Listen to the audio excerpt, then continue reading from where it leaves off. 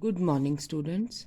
Let us begin with first chapter from your first unit test syllabus, chapter number 4, from unit 2, Plant Physiology.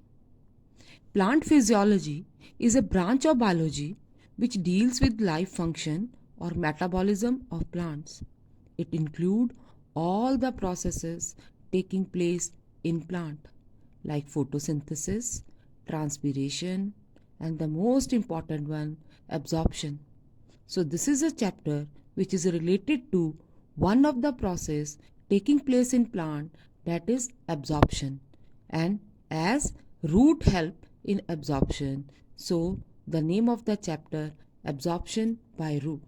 So chapter number 4, absorption by roots.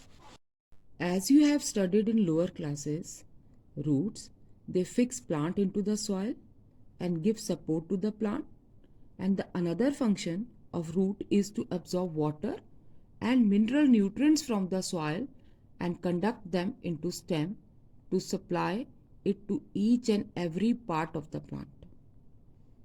Now, why plants need water and minerals? Beta, water is one of the most important constituent of protoplasm of the plant cell. The living content of the plant cell, it is made up of most of water. Then, apart from this, plant need water for 4 main purposes. The first is photosynthesis, then transpiration, transportation, and mechanical stiffness. Beta, photosynthesis. Water is one of the raw material which is required for the process of photosynthesis. Plants use this water to prepare their food. So that's why plant need water. Transpiration. Transpiration is evaporative loss of water from aerial part of the plant which help in cooling the plant body in hot weather. Not only this, it also creates suction force to absorb more and more water. So that's why plant need water. Next is transportation. As all of you know, water is a universal solvent. It dissolves all the substances in it, and then along with it in the form of solution, it transport it to each and every part. So to transport various substances inside the plant body, water is required. Now the last one is mechanical stiffness. When plant cell absorb water, they become turgid, means they come to fully distended form, and which provide stiffness to plant body, they remain fresh. So these are the 4 reasons why plant need water. Along with water, plant absorb minerals. Now why minerals are required in plants? Where minerals are required? The first is minerals. They are required as constituents of cell and cell organelle. Means they are required for the formation of various structures present in plant cell. Other function of mineral is they help in synthesis of various compounds like enzymes and hormones in plant body. These minerals, they are also present in soil, and from there they are absorbed in 2 forms. First, in the form of salts like nitrates, phosphates, sulfates, and second, in the form of ions like potassium ion, calcium ion, magnesium ion, and chlorine ion.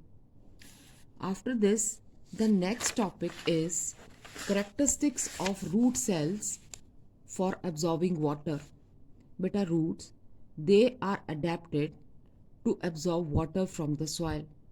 So they have some special characteristics in them. Now what are those characteristics? The first is a huge surface area. Second is concentration of cell sap is higher than the surrounding water. And the third is root hairs have thin wall. Starting with the first, surface area of root is enormous. Roots, they have large surface area.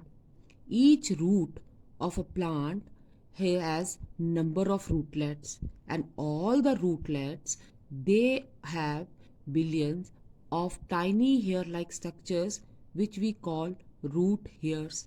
Beta, these root hairs, they are the extensions of root cells only.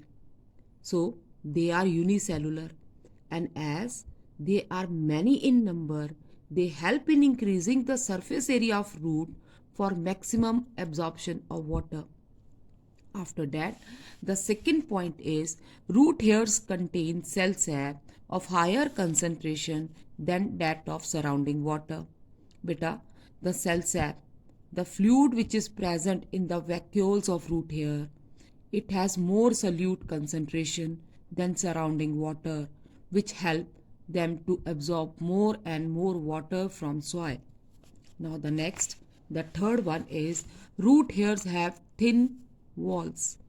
All the plant cells, they have two walls or two membranous layer on their outer surface. The outermost is called as cell wall, which is thin and permeable, means they allow all the substances to get inside the cell or move out of the cell. The another layer, cell membrane, which is just present on the inner side of the cell wall in plant cell. It is also very thin in root cells and semi-permeable, means it allow only selected things to enter the cell or leave the cell. Both the layers are very thin in root cells, that's why they allow maximum absorption of water. This diagram is very important. This is a diagram of one of the root cell. Just see, this is root hair and this is the extension of root cell. Large vacuole is present which have cell sap of higher concentration in comparison to surrounding water. So this is all about the characteristics of roots.